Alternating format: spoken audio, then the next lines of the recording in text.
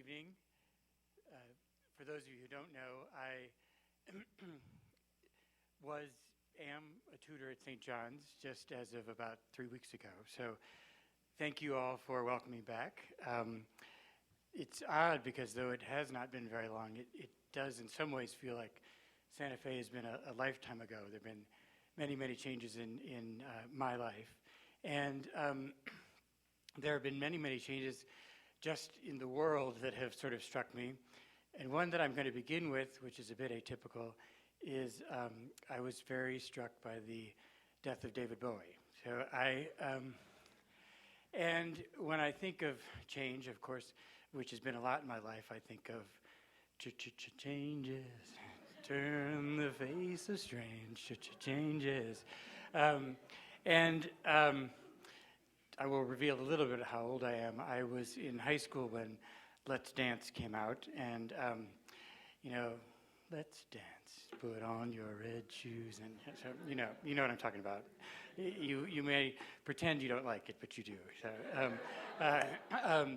and Modern Girl, China Girl, all of that. But it's weird to think that 3 weeks ago, David Bowie was still alive. 3 weeks ago, Iran and Saudi Arabia still had diplomatic relations. 3 weeks ago, I was still living in Santa Fe. Change startles us, body and soul. Yet, as that most chameleon-like of musicians once declared, still the days seem the same. Change reminds us of our mortality while prompting us to seek once again some sort of permanence. Because we are embodied, we are undergoing continual alteration. We are sheathed in Heraclitean rivers into which we can never step twice. Yet somehow we think of ourselves as bearing continuity, having an identity, being selves, somehow unique. And if we're drawn to deeper, older traditions, we don't think in terms of selves at all, but in terms of souls, or suke, or the breath of life. Fyodor Dostoevsky strikes me as an author very much concerned with the question of souls and of how those souls manifest in bodies that can die. I've timed this lecture, it's about 55 minutes, so I tried for 50, but I'm sorry. In a recent essay examining the legacy of George Orwell, the literary commentator Algis Valiunas summarizes the 20th century as the epoch of totalitarianism, as, quote, an age in which mass murderers killed according to abstract precept. The principal abominations were conceived and realized by intellectuals, unquote. He then recounts how the totalitarian masters began their political careers in strikingly similar ways, as writers inspired by other writers. Mussolini devoted his young reading life to Machiavelli and Marx and edited a socialist paper that he turned into a fascist screed. Lenin translated the Communist Manifesto into Russian as a teenager. Stalin first made his mark on public life as the editor of Pravda, the Russian political newspaper. The radical who assassinated the last Tsar in Russia, a self-reported reader of Dostoevsky, published a pamphlet celebrating the event called The Philosophy of Murder, or Why and How I Killed Mikhail Romanov. In it, he cites the most notorious character in the novel The Brothers Karamazov, the half-brother Smerdyakov.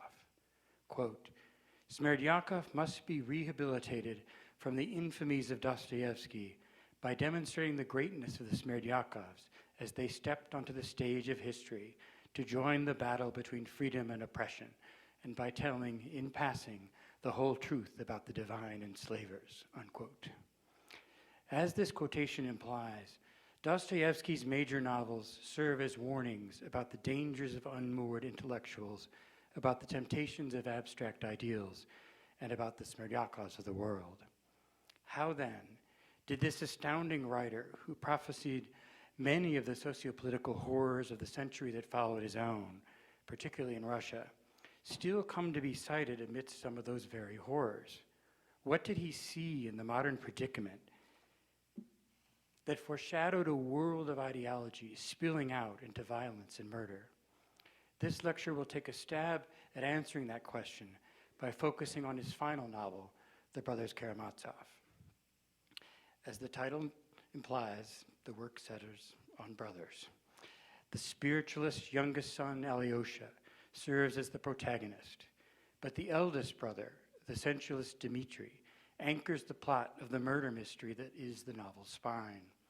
The middle brother, the intellectual Ivan, provides the philosophic underpinning for one of the two competing worldviews, one Christian and one godless, that form the essential debate of the novel. The unacknowledged half-brother, Smerdyakov, cites Ivan's mantra, "If God is dead, all things are permitted," as his motivation for his crime of murder. Smerdyakov, it turns out, had killed their father, Fyodor Pavlovich Karamazov, while successfully framing Dmitri for the crime. Sorry if I ruined it for anyone there, sorry. Anyway, so Alyosha's mentor, Father Zosima, an elder at a local monastery, personifies the alternate approach to life that Dostoevsky seems to be advocating, a challenge to acknowledge that, quote, each is responsible to everyone for everyone and everything, unquote. These two frameworks, Ivan's and Zosima's, in some ways organize everything that happens in the novel, and many commentators have focused on the contrast between these two ways of living. This lecture will follow that example, but will examine an aspect of the novel that many have neglected, the role of embodiment, of humans as creatures of both mind and body, in Dostoevsky's portrayal of these contrasting ways of life. Section 1, What's in a Bow? Early in the novel, the buffoonish father, Fyodor Pavlovich, has called his family together at the local monastery to see if the monks can help mediate a dispute between him and his son Dmitri. His motivations seem far from pure, as any number of witnesses attest, and the manipulative nature of the meeting manifests most clearly when Dmitri arrives. The conversation degenerates into a series of accusations, which prompt Dmitri to give an impassioned speech, defending himself and charging his father with trying to win the heart of the same woman that he himself loves. The room, filled with the father, his three acknowledged sons, several monks, the elder Zosima, and a handful of self-professed progressive intellectuals, that was a little bit of a tongue twister, along for the ride, erupts with tension. Amidst this tension and verbal onslaught, the elder Zosima, the spiritual center of the novel, suddenly rises in silence and bows deeply before Dmitri. And I find this one of the most striking scenes in the whole novel. Quote, the elder stepped towards Dmitri Fyodorovich, and having come close to him, knelt before him. Alyosha thought for a moment that he had fallen from weakness, but it was something else.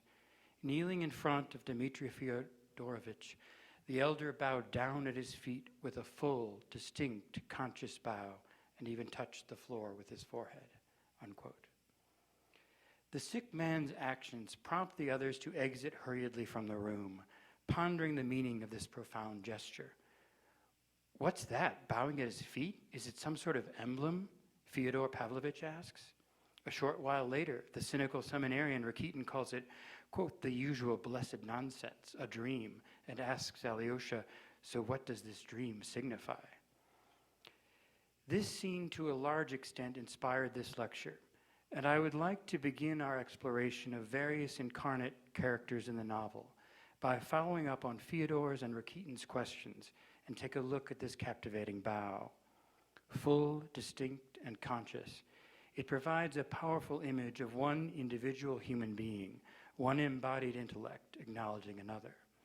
Yet it still remains difficult to fully explain that image. Zosima later tells Alyosha that he, quote, bowed down yesterday to Dmitri's great future suffering, unquote. But even this statement does not completely solve the mystery. Amidst a war of words, a deep bow can take the place of, or even extinguish, an argument. Yet its full import transcends the world of argument and words. Zosima's bow in Book 1 foreshadows similar profound gestures throughout the novel. Christ's kissing the Grand Inquisitor in Book 5, followed by Alyosha kissing Ivan, and Zosima's embracing the earth just before he dies in Book 6, followed by Alyosha's prostration on the ground after his transformative dream in Book 7. None of these embodied acts are fully irrational. Behind them lie thoughts and intentions, Nevertheless, no rational account completely explains them. Somehow, Dostoevsky appears to be pointing out, these physical moments suggest a fuller explanation of the human predicament than any intellectual statement could. In fact, any human attempt to rely on the intellect alone to capture the whole of things will fail and may even spill out in violence. My challenge in this lecture, then, will be to articulate, as best as possible, the difficult to articulate. It will require an examination of the status of the intellectual and embodied humans, humans created in words by an artist with the profoundest of intellects, alongside an exploration of incarnate gestures of love and fear and various emotions on the moral spectrum of human action. Section 2, Dostoevsky's moral and literary landscape. It is important at the outset to delineate a handful of critical features of Dostoevsky's moral and literary landscape. First and foremost for the author, the human predicament fundamentally involves questions of faith and doubt, freedom and responsibility. It is important then to recognize that the brothers Karamazov is centered around these questions, and it assumes that on some level, all humans ask these questions. The organizing debate of the novel between Ivan's notion that everything is permitted and Zosima's call for mutual responsibility shows the poles of faith and doubt, responsibility and freedom in their starkest light. Ivan argues that a presumably superior individual, in the absence of God, may allow himself the freedom to act upon whatever amoral plan he devises. Zosima counters that all people are responsible to one another and for one another, precisely because they owe their existence to a God they cannot fully know. David Danow summarizes the debate as follows, quote, "In essence, the two ideas reflect diametrically opposed philosophical approaches to the world, its joyful acceptance and its outright rejection, on grounds of inexplicable cruelty and horror being all too evident constitutive features," unquote. He goes on to note that a Christian vision confronts an atheistic one, the one espousing man's responsibility to man as members of a single human community, the other denying the existence of any design to the universe and man's place within it. In the text, sympathetic characters like Alyosha consistently put forward Zosima's views, while more unlikable characters like the mediocre freethinker Musov, the despicable Smerdyakov, and finally the devil himself, appearing in a dream, advocate for Ivan's ideas. In portraying the battle of ideas, Dostoevsky does not pretend to argue that the choice to believe or not believe in God can ever be fully outlined in logical terms. Fleshed out characters expound the ideas, and profound embodied gestures often take the place of explanatory dialogue. The poetic function of these gestures is compelling and provides dramatic images of the ways in which faith and doubt have far-reaching implications for human individuals, body and soul. Their very literary power challenges the perspective of those like Ivan, who attempt to embrace a fully rational account of the whole of human experience. Morally, Dostoevsky sees two great contenders in modernity for shaping the character of human beings, individually and collectively. One, socio-political institutions and movements, and two, the formative traditions of a Judeo-Christian heritage. In the novel, he illustrates both contenders in more or less favorable terms through an impressive variety of characters. Some might see Ivan as the most appealing embodiment of the socio-political, while Smerdyakov might be its ugliest representation. Meanwhile, Father Zosima and Alyosha emerge as the most captivating manifestations of the Judeo-Christian, while the fasting zealot of a monk, Father Ferapont, might be the most despicable. Ultimately, though, the portrayals of the loving Christian emerge as the most favorable of all and reveal Dostoevsky's final verdict on the two contenders, at least as the author of the Brothers Karamazov. By the time of this final novel, Dostoevsky's moral world centers on precepts and virtues that are Christian in their philosophy and outlook. Each individual's challenge lies in abandoning himself to God by acts of free will infused with humility. Humans are born sinners, and those sins will cause suffering, but suffering can lead a person to moral purification. Accepting suffering is a crucial step in a human life, but no one can rely solely on her own resources for salvation. No one can place herself outside of God. In fact, if someone asserts himself as an independent creator rather than a creature, he is doomed to wretched failure. Humans must resist the temptation to assert themselves in their own right. Instead, as George Strem summarizes, quote, love and sympathy for our fellow sufferers are sentiments through which man rises on the path to God. Literarily, Dostoevsky mines this set of Christian precepts for artistic inspiration in ways that have captivated readers of all stripes of belief and unbelief. His conviction in human freedom infuses and spills out into his creative process, which embraces a radical openness to possibility and to paradox that places the reader firmly into a dramatic landscape of riveting, though puzzling power. Friedrich Nietzsche called him, quote, the only person who has ever taught me anything about psychology, unquote. Joyce Carol Oates argues that part of his psychological and poetic power comes from what she calls his double vision, his compelling ability to place apparently contradictory characters and possibilities right next to each other. An inspiring portrayal of belief sits next to a heart-wrenching depiction of unbelief. A person of faith encounters a person struggling with the depths of doubt. The debauched life of the sensualist stands beside the logical achievement of the intellectual. Most importantly, these portrayals emerge in texts that feel unfleshed and alive, and in their openness to all of the uncertainties of modern life. Carol Oates calls the brothers Karamazov, quote, like few other great works, it seems almost a novel in the making, a novel as it is being written in the very process of being imagined. Such an impression arises in part because Dostoevsky instantiates his writing with examples and illustrations of the processual way that he sees life unfolding. His characters' intentions, like our own, emerge moment by moment. In one crucial scene in the novel, Dmitri grabs a pestle in the presence of witnesses. The pestle later becomes the weapon by which Dmitri strikes the servant Grigory, and a crucial piece of evidence in the prosecution's case for patricide against the oldest Karamazov brother. When the police investigator first asks him about the pestle, Dmitri gives the apparently evasive answer, What does one pick up things up at such moments? I don't know what for. I snatched it and ran. This answer, like Dostoevsky's writing, remains open to various possibilities for interpretation, but it is essentially a correct assessment by Dmitri of his own embodied experience at the time. As Gary Saul Morson puts it, sometimes actions do not follow from intentions, but are part of the process by which intentions themselves develop over time. This celebration of ever-present human possibility, folded into a novel that embraces narrative possibility, remains a cornerstone of Dostoevsky's work. At its core, some have claimed, the brothers Karamazov acts like a folk legend, a down-to-earth, multi-layered story that fuses the earthly with the divine. The folk legend, and Dostoevsky's novel, is concerned not with beginnings and ends, but with the essentially unchanging cycle of life. When Susima bows down before Dmitri, he may not fully understand his own reasons and intentions behind the bow, yet his gesture somehow remains anchored in the particular of his earthly encounter with Mitya and simultaneously fixed to the universal, to his perspective on the divine.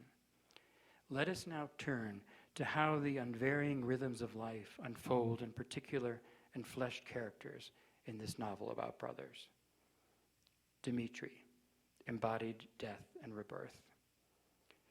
Paradoxically, one way in which the author brings the unchanging cycle of life to the fore is by concentrating on the problem of murder, the ultimate attempt to bring the life of another to an end.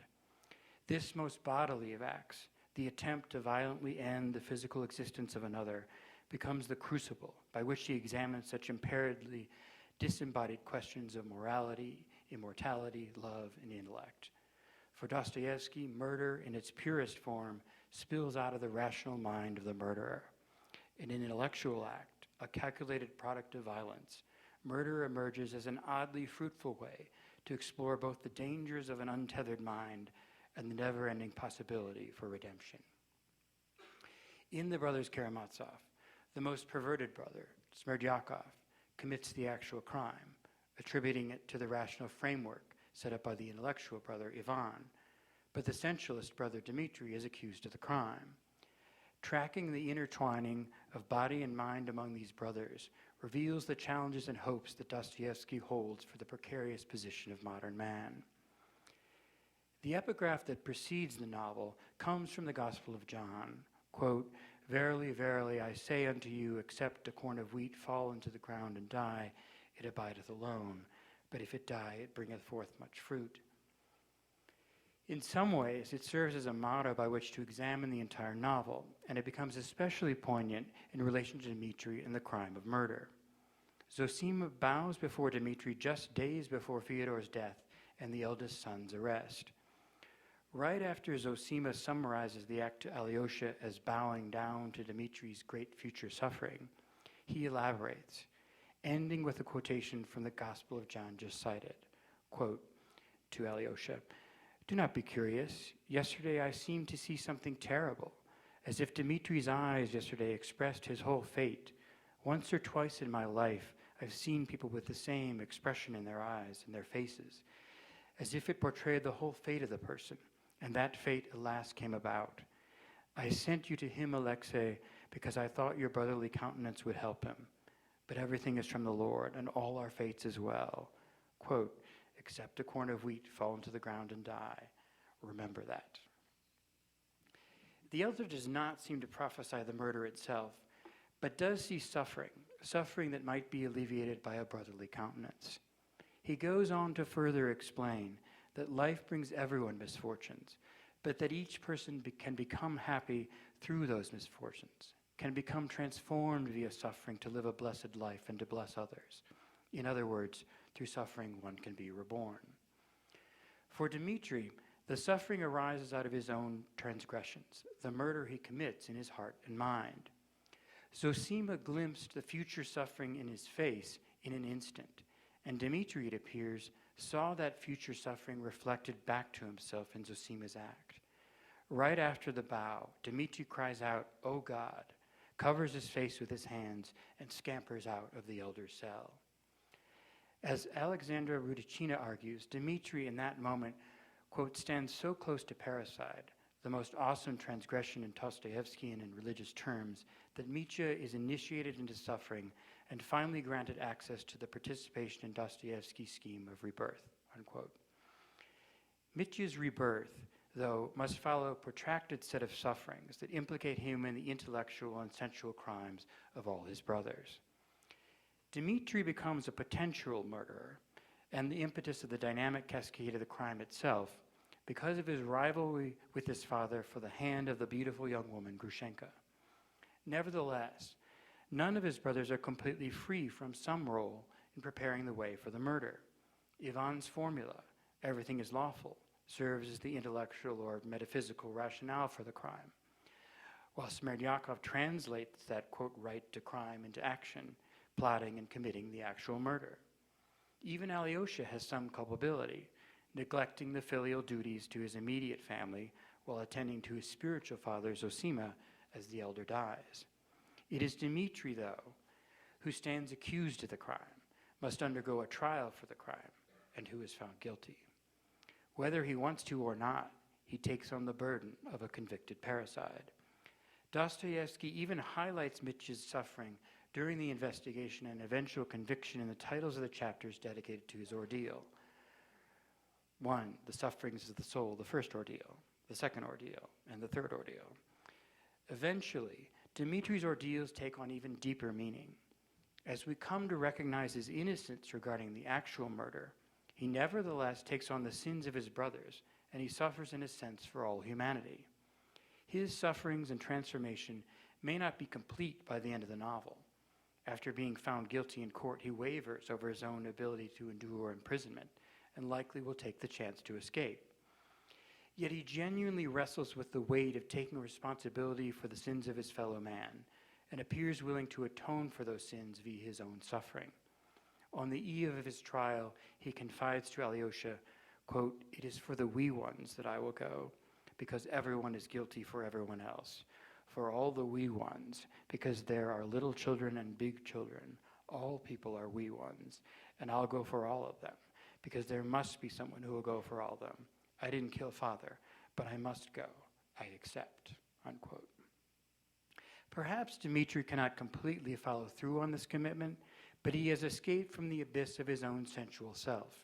He has nurtured a new moral and spiritual dimension in his character that has sent him on the road to regeneration.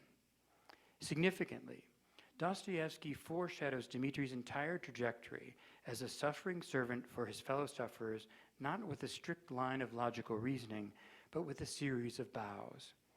In the extended episode in the monastery with which I open this lecture and with which Dostoevsky opens the novel, Dmitri arrives late, a fact that many in the room attribute to his debauchery, and the scene ends in scandal. It turns out, though, that Dmitri is not guilty either for his tardiness or for the scandal. Smerdyakov had set him up, giving him the wrong time for the meeting, while Dmitri's clear approach to the meeting is one of respect and forgiveness. Upon arrival in Zosima's cell, he immediately bows reverently to the old elder, asks for a blessing, apologizes for his lateness, bows again, and offers his father a deep bow. Quote, suddenly turning to his papa, made the same deep and respectful bow to Fyodor as well. It was obvious that he had considered this bow beforehand and conceived it sincerely, believing it his duty to express thereby his respect and goodwill. Unquote. Fyodor responds with a somewhat mocking bow, and the conversation resumes with Ivan and Musov, discussing Ivan's proposal that without either God or immortality, everything would be permitted.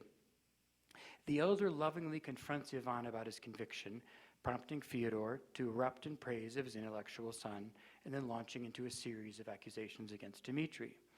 Offended, Dmitri bursts into an angry verbal assault against his father that only comes to an end with Zosima's profound bow. As this brief summary illustrates, the entire scene encapsulates much of what is at stake at the novel.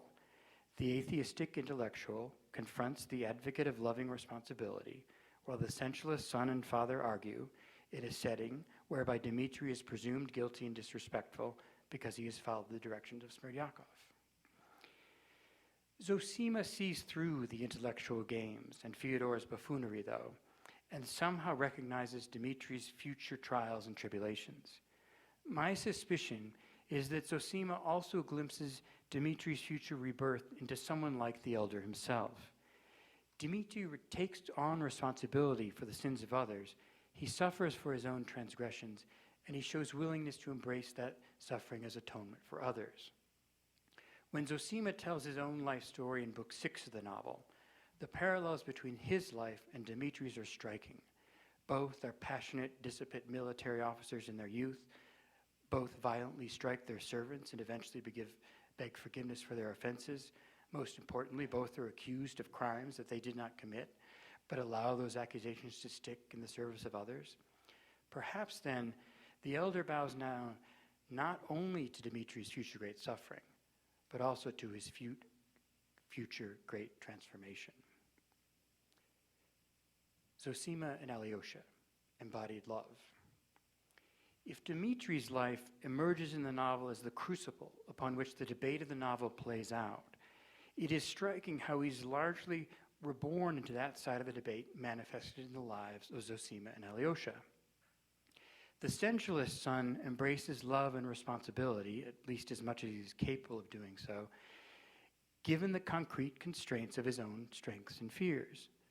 Perhaps even more surprising about the novel, whose plot largely centers on a murder mystery, is that Dmitri does not end up even being the novel's protagonist. That honor is reserved for the son who plays the least role in the murder that unfolds. Dostoevsky anticipates this perplexity in his preface. Quote, starting out on the biography of my hero, Alexei Fyodorovich Karamazov, I find myself in some perplexity. Namely, that while I do call Alexei Fyodorovich my hero, still I myself know that he is by no means a great man, so that I can foresee the inevitable questions, such as what is notable about your Alexei Fyodorovich, and that you should choose him for your hero. What has he really done? To whom is he known and for what? Why should I, the reader, spend my time studying the facts of his life? In answer to his own question, Dostoevsky cites Alyosha's oddness and particularity and asserts that every once in a while, an odd man might bear within himself the heart of the whole. By pointing out Alyosha's lack of greatness, his oddness, and his particularity, Dostoevsky emphasizes him as an individual, placed in time, who provides a window into the universal. In other words, the author embodies for his readers a living, breathing man who offers insight for all of us. In order to understand Alyosha, it is crucial to have familiarity with his spiritual mentor, Zosima, as well. Alyosha's own spiritual death and rebirth are tied to his relationship with the elder and the physical manifestation of that rebirth experience, involving prostration upon the earth, is modeled upon events in Zosima's life as well. As mentioned earlier, just before he dies, Zosima embraces the earth in Book 6. In Book 7, Alyosha similarly falls to the earth in a rapturous moment that concretizes the transformation he has just undergone, passing through a time of brutal doubt regarding God's justice into a new bedrock of faith and renewed love. Zosima's physical death follows a long account by the narrator of the elder's life and homilies as abstracted from notes gathered by Alyosha, and once again involves a deep bow. The old priest, surrounded by his friends and fellow monks, had seemed cheerful, so much so that no one in the room foresaw the death to come. Quote, "He suddenly seemed to feel a most acute pain in his chest, turned pale, and pressed his hands firmly to his heart.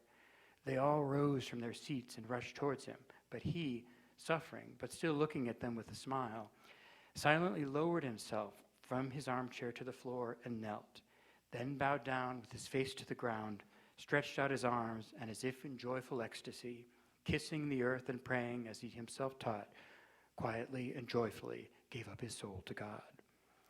In a gesture described similar to the way that he bowed down before Dmitri, the spiritual man ends his physical life among his friends and witnesses.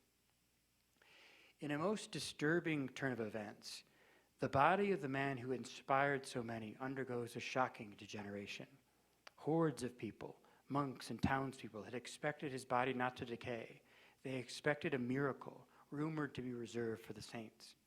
Instead, his body decays at a faster rate than usual, sending forth a noxious odor and a more noxious set of rumors that the man must not have been as holy as people had imagined. Alyosha is one of those people, expecting a miracle and disappointed to the core. In his doubt and despair, he becomes vulnerable to the wiles of those who would like to corrupt him. His acquaintance Rakitin even tries to corrupt Alyosha by bringing the novice to his cousin Grushenka in the hopes that she will seduce the distraught young man. Alyosha almost gives in. This is probably the second most powerful moment for me in the novel, but Grushenka notes his sadness and relents. Rakitin tells her that the elder has died, and in a remarkable series of small incarnate motions, she recognizes Alyosha as a suffering soul. Quote, "She crossed herself piously, 'Lord, but what am I doing right now, sitting on his lap?' She suddenly gave a start, as if in a fright, jumped off his knees at once, and sat down on the sofa." Unquote. Alyosha responds instantaneously, and his face lights up. He tells her, "You restored my soul just now." The smallest of gestures, what gets dubbed giving an onion in the novel, in reference to a folk tale that Grushenka tells, has the profoundest effects on body and soul. His faith in the human restored, Alyosha then embarks, over the next several hours, upon a spiritual journey in which his faith in the universe and in God is also restored. From Grushenka's house, he returns to the monastery, where monks are now sitting vigil over the decaying body of the elder. When he enters the room, he hears Father Paisi, a friend of Zosima's, and someone who takes Alyosha under his wing as the elder dies, reading from the Gospel of John. The reading about the miracle of turning water into wine at the wedding of Cana touches Alyosha to the core. Suddenly he leaves the room and goes outside. The silence of the earth seemed to merge with the silence of the heavens. The mystery of the earth touched the mystery of the stars. Alyosha stood gazing, and suddenly, as if he had been cut down, threw himself to the earth. He did not know why he was embracing it. He did not try to understand why he longed so irresistibly to kiss it, all of it. But he was kissing it, weeping, sobbing, and watering it with his tears. And he vowed ecstatically to love it until ages of ages. The Russians love their dramatic moments on the ground. It's true. But in a motion reminiscent of Zosima's final act, Alyosha throws himself upon the soil, senses the mysterious connection between the heavenly and the earthly, and vows to welcome the universe with love. His trajectory, the story implies, begins with a connection between two individuals, Alyosha and Grushenka, and moves toward a connection with the universal. The emphasis on the connection between two people recurs over and over again in the novel, and reaches its highest form in what some commentators have called the confessional moment. The prototype for these moments in the novel emerges in Zosima's life story, when he tells how he served as an informal confessor for a gentleman named Mikhail. Mikhail eventually confesses to Zosima that he has murdered someone. Mikhail, in due course, also confesses publicly to the crime, though the town does not believe him, and accuses Zosima instead of orchestrating some kind of perverse stunt. Throughout this sequence, Zosima demonstrates what Paul Contina calls kenosis, or self-emptying. Zosima is deeply attentive to Mikhail, suppresses his own ego to let Mikhail be who he is, humbly gains authority by his presence, not by his command, and provides the opportunity for authentic freedom, not the perverse, inauthentic freedom that emerges in murder and violence.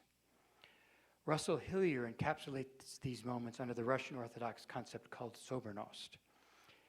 One might understand sobernost as the message of unity and freedom, as dying in each other's life, living in each other's death, and ideally as involving the transition from the reality of the individual to the all-encompassing reality of the many. A true confessional moment enacts sobernost when one individual truly attends to another, listens to another, offers forgiveness, and thereby welcomes the divine into their midst. If only for an instant, quote, self partakes of the human other and the divine other, and being is sharing, unquote. For Hillier and for Dostoevsky, these poetic exemplars stand in opposition to certain strains within the Western philosophical tradition that emphasize either the rejection of an all-objective reality or the celebration of the absoluteness of the human I. Most importantly, Dostoevsky holds out images of genuine embodied human connection, where an act of love, one-on-one, paradoxically opens up a window into the whole, in contrast to all kinds of intellectual theories that either deify the individual or absolutize the collective. Ivan, embodied intellect.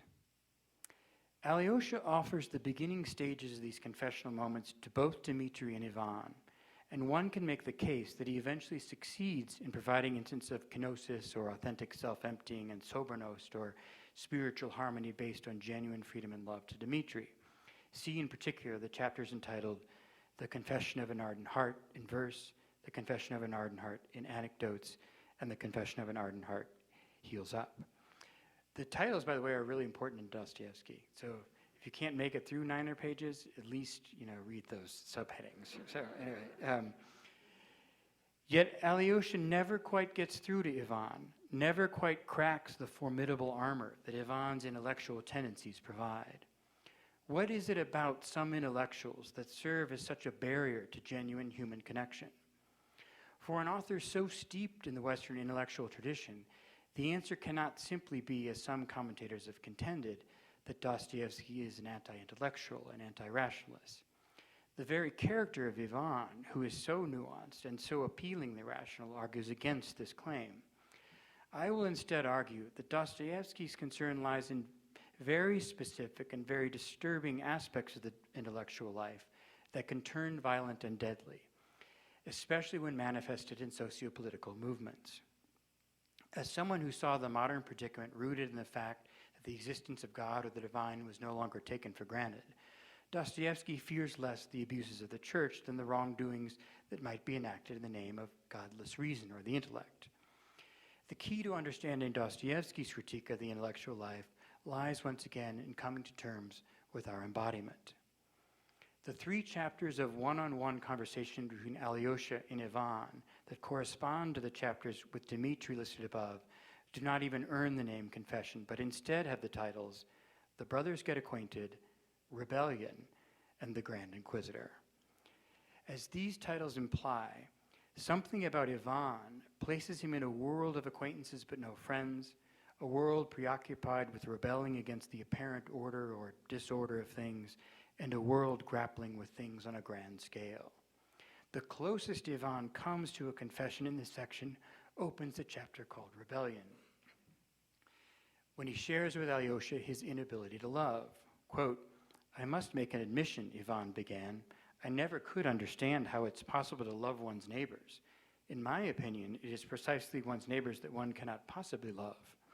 Perhaps if they weren't so nigh. I read sometime, somewhere, about John the Merciful, some saint, that when a hungry and frozen passerby came to him and asked to be made warm, he lay down with him in bed and began breathing into his mouth, which was foul and festering with some terrible disease. I am convinced that he did it with the strain of a lie, out of a love enforced by duty, out of self-imposed penance. If we're to come to love a man, the man himself should stay hidden, because as soon as he shows his face, love vanishes," unquote. This admission, which cannot transform into a confession because its very premise involves rejecting the person in front of him, highlights one of the most crucial dangers of the intellect, the tendency to prefer the idea of a thing to the thing itself. True love, the novel appears to suggest, involves embracing the ugly, embodied human in front of oneself, not simply some abstracted idea of a person. Ivan tells Alyosha that beggars would have better luck if they asked for alms through the newspaper, so people would not have to look at them.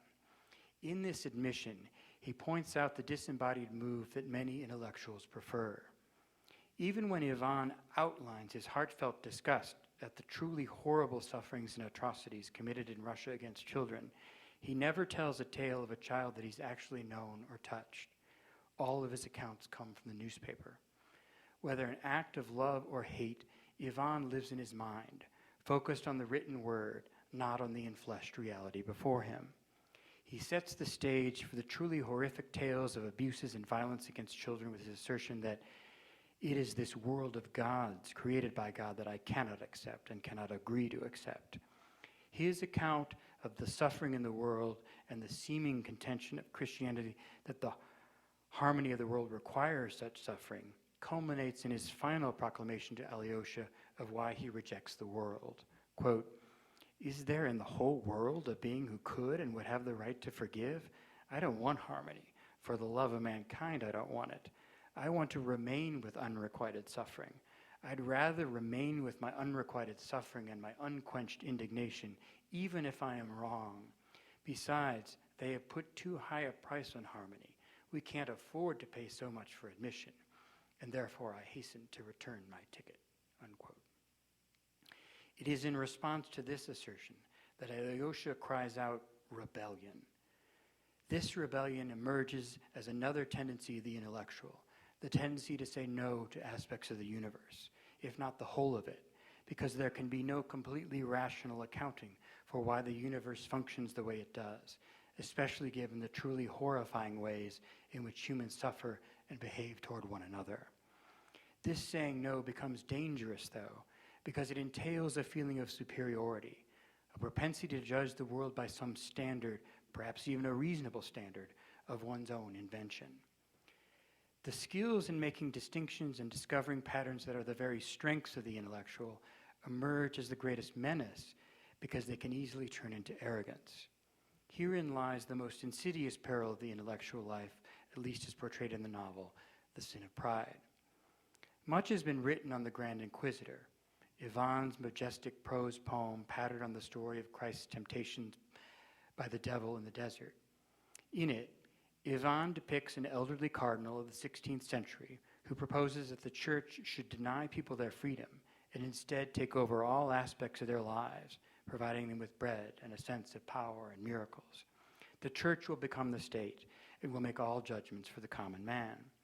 Only a handful, the elite who run the church, need bother with the day-to-day of decision-making that so burdens the vulgar. The Inquisitor tells his plan to Christ, who has returned to earth, complaining of the way Christ has handled man's redemption. In a way, the Inquisitor sounds a lot like Jack Nicholson in A Few Good Men.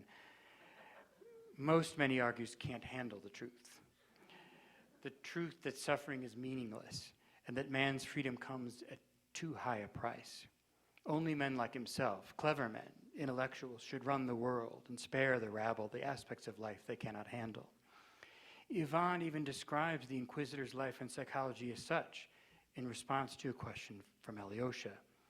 He reports that he imagines the old man as one who truly tried to embrace the suffering of mankind and to live as a monk in the desert, overcoming his flesh, but could not see the rest of mankind handling what he went through. Quote, "They will never be strong enough to manage their freedom," the Inquisitor declares. And Ivan reports that the elderly man returned and rejoined the intelligent people, unquote. The Grand Inquisitor, like Ivan, rests in his own self-important assessment that he's figured it all out, has seen the big picture. The story, in fact, encapsulates all the menacing propensities of some intellectuals. One, the tendency to abstract from individual humans to mankind as a concept. Two, the tendency to reject rather than embrace various aspects of the universe in all its messiness and suffering. And three, the tendency toward hubris and the conviction that one has figured it all out. And four, the tendency to place oneself above others, to separate the world into the rabble and the elite. As a piece of logic, the Grand Inquisitor is difficult to refute. As an intellectual exercise, it strikes the reader not only as frightening, but compelling. It tempts the reader to agree with Ivan, to ally himself or herself with that clever man, reject the illogical story of God and Christ and the like, and leave that nonsense for the rabble. Within that story, nonetheless, and somewhere in the uneasy soul of Ivan, lies its own rejoinder. That response does not emerge in the form of an argument or a proof, but instead in a strange, befuddling, embodied act. In the tale, Christ, who says very little, but merely listens attentively to the Grand Inquisitor, does not contradict anything the Inquisitor says. Quote, "The old man would have liked him to say something, even something bitter, terrible. But suddenly he approaches the old man in silence and gently kisses him on his bloodless 90-year-old lips. That is the whole answer," unquote.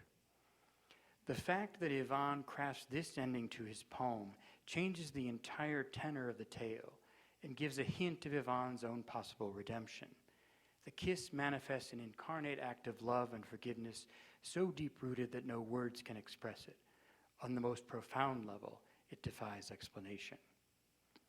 Conclusion. You're saying, thank goodness.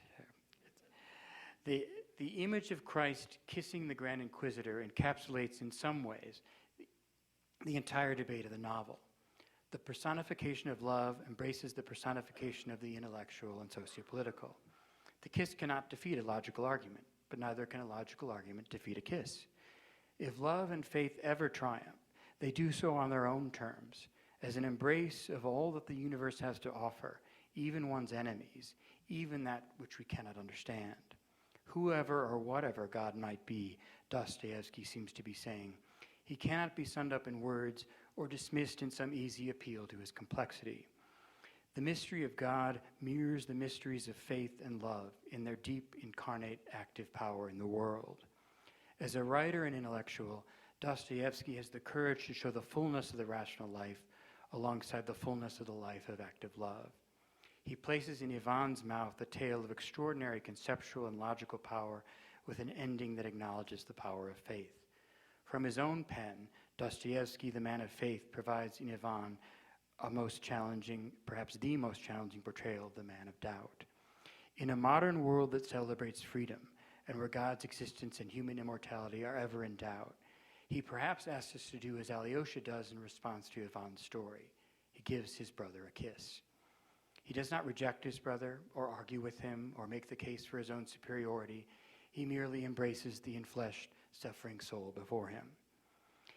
In the 21st century, when the apparent threats to life and order seem to come not from godless intellectual systems, but from extremist believers willing to take the lives of anyone they deem a non-believer, is Dostoevsky still relevant? I would argue that he's even more relevant, because he foresaw the dangers of the thoughtless believer as well. As I mentioned earlier, arguably the two most despicable characters in the novel, Smerdyakov and Father Ferapont, represent the most dangerous distortions of both poles in Dostoevsky's moral world. How Ivan, the conflicted intellectual, might handle either Smerdyakov or Ferapont might serve as a warning for the contemporary, more or less intellectual, more or less secular citizen of the world. Smerdyakov, who takes Ivan's words and turns them into a formula for action, realizes the most insidious form of the intellectual. Seeing himself as above his fellow man, Smerdyakov taunts and tempts Ivan. Ivan at least has some righteousness in his soul, which Dostoevsky brings to a head in Ivan's brain fever and possible redemption toward the end of the novel. Interestingly, the only confession that occupies the main plot of the novel is Smerdyakov's admission to Ivan that he killed Fyodor. Those conversations, though, never become confessional moments. Smerdyakov is too smug, too content in his declaration that it is always interesting to talk to an intelligent man, to connect with another human being. Ivan, meanwhile, remains too rational to admit the full import of the evil before him. Even when he converses with the devil himself in a dream, he refuses to recognize the demon. Meanwhile, he thinks himself so important that he is responsible in a literal way for his father's death, because Smerdyakov makes use of his words. Ivan then falls for the temptation that Smerdyakov, as an agent of the devil in Dostoevsky's scheme, offers, because he rests in his own self-importance, his conviction that he knows the structure of the world as without God, without immortality, and without the devil. As Vladimir Cantor puts it, Ivan's lack of belief in the devil has rendered him unable to contend with the devil. Not seeing the devil, Ivan also cannot see his own culpability in his father's murder in its proper perspective. Yes, he plays a part in the murder, in the sense that Zosima has contended, where everyone is guilty of everything, but he is not the murderer. As Marina Kanevskaya contends, there is a crucial difference between Ivan's moral failures and actual murder. In his pride, Ivan, the maker of distinctions, misses this crucial distinction. Dostoevsky asks Ivan and all of us to acknowledge universal responsibility, but paradoxically not to take on too much responsibility. Taking on too much, as Ivan does in succumbing to Smerdyakov's temptation, can turn out to be an assertion of pride, of seeing oneself as defining the order of things. The same inability emerges when one has to contend with the evil that comes in the form of the thoughtless believer. Father Ferapont, the ascetic monk who declares Zosima a fraud and spends much of his time asserting his own superiority over others, might also befuddle the good European intellectual. Ferapont, who sees devils everywhere, has striking similarities to Smerdyakov. I suspect, though, that Ivan and other intellectuals who see themselves as part of the elite, offering palatable fables for the common folk, might not be able to meet the challenges of the Father Feraponts of the present. Like Ivan, they might be too ready to take on responsibility for the acts of others because of the intellectual tendency to abstract from the particular. They might see legacies of colonial heritage or social conditions or other broad abstract ideas as the problem, meanwhile missing both the good and the evil unfolding in the embodied souls before them. Dostoevsky foreshadows Ivan's vulnerability toward confusing some of these distinctions during a brief exchange between him and Alyosha early in the novel, just after a fateful dinner at their father's house, which ends with Dmitri throwing Fyodor to the floor and hitting and kicking the old man. Outside the house, Ivan suddenly queries Alyosha, quote, "Brother, let me ask you one more thing. Can it be that any man has the right to decide about the rest of mankind, who is worthy to live and who is more unworthy?" Not thinking in these categories, Alyosha immediately responds, quote, "But why bring worth into it? The question is most often decided in the hearts of men not at all on the basis of worth, but for quite different reasons, much more natural ones." Alyosha reminds his brothers of reasons less abstract, less categorical than ones that divide the world into the worthy and the unworthy. The ways that some intellectuals divide the world into the elite and the rabble might be especially inadequate to meeting the challenge of the extremist believer who also takes it upon himself to declare the ultimate status of another, this time into the categories of holy and unholy, saved and not saved. When Ferapont does just this thing, seeing Zosima's rapidly decaying corpse as a sign of his unholiness and effectively damning to hell, Father Paisi calls him on it. Quote, "I marvel at your fasting and ascetic life, but frivolous are your words, as if spoken by some worldly youth, callow and inconstant of mind." Paisi has the courage to name the incarnate prideful words before him, to see an evil act, but it is not clear that the good intellectual, blind to the devil and making her own assessments of worthiness, would do the same. Dostoevsky's novel, then, does not seem to be anti-intellectual in any kind of absolute sense. And I want to repeat that. I really do not think it's anti-intellectual or anti-rational in any kind of categorical sense. In fact, it celebrates the intellectual as manifested in incarnate human beings. Whether you believe in God or not, it wrestles with a mystery at the heart of Christianity, the notion of logos, reason, ratio, the word, made flesh by an act of love. It skewers both the godless intellectual and the thoughtless believer, identifying the dangerous extremes of both. Those extremes point out that the more serious problem is not one of reason, but one of thinking that you have figured out the whole of things. It ultimately becomes a story about humility versus pride. The intellectual is particularly vulnerable to pride in seeing himself above the common man. The inflexible believer, though, does the same thing. Our bodies, nevertheless, provide the rejoinder. They humiliate us. In the etymologic sense, they bring us back down to earth. Humus, in Latin, also a tasty dip. The Brothers K truly emerges as a folktale, combining the heavenly with the earthly. The challenge of humility becomes the ever-present challenge, the challenge of the embodied loving act. On the level of faith, the non-believer must sit down with the believer and talk to one another, not in the abstract, but as embodied individuals. On the level of reason, the intellectual must be willing to embrace the particular in all its messiness, and in that way, perhaps glimpse the universal. The task, then, is not to deny the intellect and relapse into some sort of mysterious superstition. Reason still stands as the most powerful tool humans have for seeing the world as it is, for clarifying what counts and what does not count as a distinction. The task lies in being careful as to what kinds of distinctions we make, and on not focusing on the question of worth, of dividing the world into the worthy and the unworthy, the holy and the unholy. Such a task is God's alone. Toward the end of his life, Dostoevsky called himself a realist in the highest sense of the word, of trying to capture the world in all of its possibilities, natural and supernatural. He embraced his own intellect, while trying not to fall into the various pitfalls of the intellectual life. His final novel humbly challenges his readers to do the same. Thank you.